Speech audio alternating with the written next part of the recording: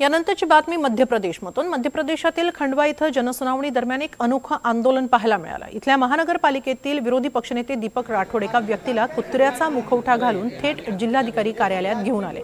शहरात भटक्या कुत्र्यांची संख्या वाढतेय आणि नसबंदीच्या नावाखाली भ्रष्टाचार होतोय असा आरोप करण्यात आला। याचाच निषेध करण्यासाठी राठोड यांनी हा मार्ग अवलंबला।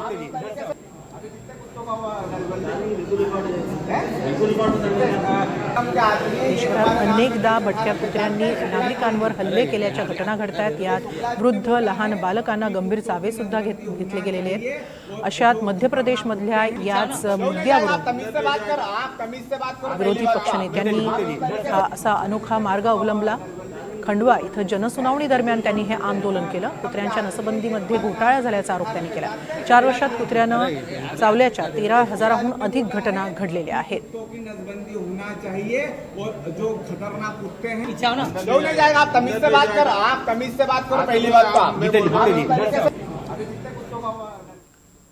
यानंतरची बातमी आहे क्रीडा जगतातून। भारतानं श्रीलंकेतील गॉल इथं खेळल्या गेलेल्या ऐतिहासिक आणि 600व्या कसोटी सामन्यात श्रीलंकेचा 165 धावांनी पराभव केला। या विजयासह भारतानं 2 सामन्यांच्या मालिकेत 1-0 अशी महत्त्वाची आघाडी घेतली आहे। हा भारताचा एकूण 600वा कसोटी सामना होता। भारतानं श्रीलंकेसमोर विजयासाठी 372 धावांचं मोठं लक्ष्य ठेवलं होतं। त्याच्या प्रत्युत्तरात श्रीलंकेचा संघ दुसऱ्या डावात 206 धावांवर सर्वबाद झाला।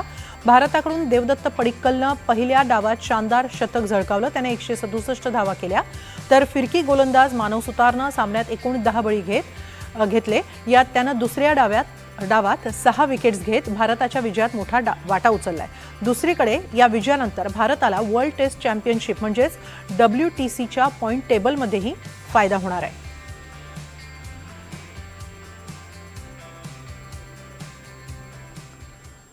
तर हॉकीमध्ये देखील भारतानं विजय मिळवलेला आहे, तोही पाकिस्तानवर।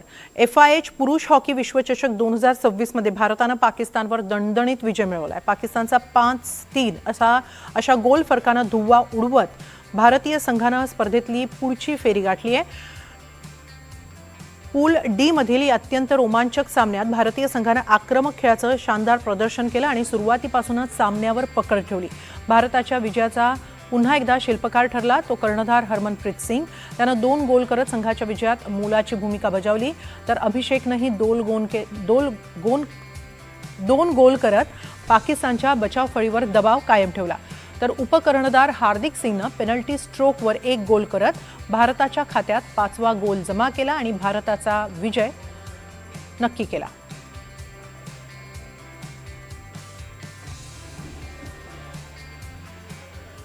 यानंतर तामिळनाडूमधून पुढची बातमी। तामिळनाडू सरकारनं राज्यातील सगळ्या म्हणजे 234 आमदारांना सरकारी खर्चानं कार देण्याचा निर्णय घेतलाय।